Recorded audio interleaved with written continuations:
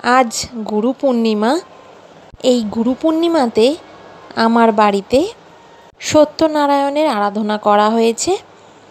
তারই কিছু অংশ আপনাদের সাথে আমি শেয়ার করছি। অনেকেই আমাকে নারায়ণের সিন্নি মাখার যে মাপটা হয় সেটা বলার জন্য অনুরোধ করেছিলেন। কোনো পুজো ছাড়া তো বাড়িতে সেইভাবে সিন্নি করা হয় না। তাই আজকে বাড়িতে সত্যনারায়ণ পুজোর জন্য যে সিন্নি তৈরি করা হয়েছে তার মাপটা আপনাদের সাথে শেয়ার করছি। সিন্নির কিন্তু আলাদা আলাদা মাপ আছে, 1.25 পোয়া, 3 পোয়া আর 5 পোয়া। 1.25 পোয়া মানে 350 গ্রাম। ময়দা বা আটা যেটা দিয়েই করবেন সেটার মাপ কিন্তু 350 গ্রাম হবে। গুড়, বাতাসা বা চিনি যেটাই আপনারা দেবেন সেটারও মাপ হবে 350 গ্রাম। দিতে হবে দুধ, যেটা হবে 350 মিলিলিটারের। আর কলা দিতে হবে 5টা, বা আপনারা যেরকম পারেন মিষ্টিও এর মধ্যে ব্যবহার করতে পারেন, সেটা আপনাদের ইচ্ছে মতো। এবার আসছি 3 পোয়ার মাপে, সেটা হচ্ছে 750 গ্রাম, যেটা আমরা করেছি। আমরা আটা বা ময়দা দুটোই কিন্তু নিয়েছি। আপনারা চাইলে শুধু আটা বা ময়দা ইউজ করতে পারেন। উভয়েরই মাপ কিন্তু 750 গ্রাম নিয়েছি। 11টা কলা নিয়েছিলাম আমি। দুধ 750 মিলিলিটার নিয়েছিলাম।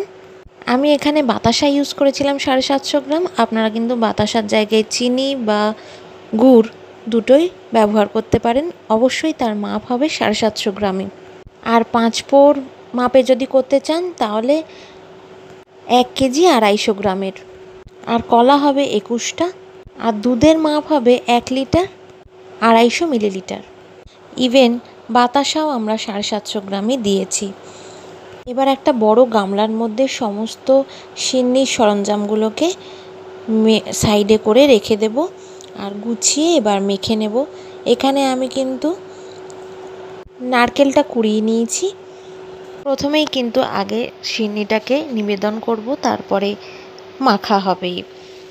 যখন সিন্নিটা নিবেদন করেছিলাম তখন কিন্তু আমি একটা পেতলের সরাতেই আমি ওটা নিবেদন করেছিলাম। এবার মাখার সময় আমি কিন্তু এটা অন্য জায়গায় একটা অন্য পাত্রে সব কিছু মেখে নেব। বিভিন্ন জনের বাড়িতে কিন্তু বিভিন্ন রকম করে মাপে সিন্নিটা মাখা হয়। প্রথমে নিবেদন করে নেয়, তারপরে সিন্নিটা মাখা হয়। আপনারা কিন্তু মাপ অবশ্যই বাড়িয়ে নিতে পারেন। যারা যেভাবে চাইবেন সেভাবেই কিন্তু নিবেদন করবেন। এছাড়া নারকেল, সন্দেশ, কাজু, কিশমিশ এগুলো সম্পূর্ণ নিজের মতো। নারকেল গুড় এবং আটাই সম্পূর্ণভাবে কিন্তু নারায়ণকে আমরা নিবেদন করে থাকি। এবার পুজো শেষ হয়ে গেছে, আমরা এবার সিন্নিটাকে মেখে নেব। সিন্নিটা মেখে নেওয়ার পালা এসে গেছে। এবার আমি একটা পাত্রে ঢেলে নিচ্ছি ভালো করে মেখে নেওয়ার জন্য। এবার সব কিছু ভালো করে কিন্তু মেখে নিতে হবে, আটা, ময়দা, কলা, নারকেল। এবার ভালো করে অল্প অল্প দুধ দিয়ে মেখে নেব। সব কলাগুলো আমি দিয়ে দেব। দিয়ে এবার নারকেলটাও দিয়ে দিলাম। এবার আটা বা ময়দা যেটা দিয়েই করেন, আমি দুটোই নিয়েছি, সেটা দিয়ে কলাটাকে ভালো করে চটকে নেব প্রথমেই। তারপর অল্প অল্প দুধ দিয়ে মাখবো। প্রথমে ভালো করে একটু চটকে নিলে কি হয়, দানা দানাটা থাকে না। তাহলে গোটা গোটা কলা বা গোটা গোটা বাতাসা কোনোটাই থাকে না। সব কিন্তু ভালো করে মিহি মতো মাখা হয়ে যায়। আর খেতেও কিন্তু বেশ ভালো লাগে। কলার কোনো বড় বড় টুকরোও কিন্তু পড়ে থাকে না। এবার আমি অল্প দুধ দিয়ে দিলাম। পুরোটা দুধ দিয়েই মাখবো। এবার ভালো করে কলাগুলোকে চটকে নিচ্ছি। এবার আনুষাঙ্গিক যেগুলো ছিল, নারকেল, কাজু, কিশমিশ সব একসাথেই মেখে নেব। কাজু কিশমিশটা একটু পরে দেব, আগে এগুলোকে ভালো করে একটু চটকে নিচ্ছি। ভালো করে মেখে নিতে হবে বেশ কিছুক্ষণ সময় ধরে। এই সিন্নি মাখাতে বেশি তাড়াহুড়ো করবেন না, সময় ধরে ভালো করে শান্তভাবে কাজটিকে সম্পূর্ণ করবেন। সব কিছুকে ভালো করে একসাথে কিন্তু মিশিয়ে নিচ্ছি। খুব সুন্দর করে কিন্তু তৈরি হয়ে যায় নারায়ণের প্রসাদ, সিন্নি প্রসাদ। এবার ঘনত্ব কতটা রাখবেন সেটা ডিপেন্ড করবে পুরোপুরি আপনার ওপর। আপনারা মোটামুটি পাতলা রাখতে পারেন, আবার ঘনও রাখতে পারেন। এই সিন্নি প্রসাদ কিন্তু আমাদের খেতে ভীষণই ভালো লাগে। আর যেহেতু এটা আমার মা বানাচ্ছে, এটা খেতে কিন্তু বহু গুণ ভালো। আমার একবারে মনই ভরতে চায় না, মাকে বলি বারবার, মা আর একটু দেবে। খেতে খুবই ভালো লাগে। আর প্রসাদ, যে কোনো প্রসাদ খেতে তো ভালো হয়ই। দিয়ে দিলাম ভাঙা কাজু আর অল্প কিশমিশ। তো এবার ভালো করে মিশিয়ে নিচ্ছি।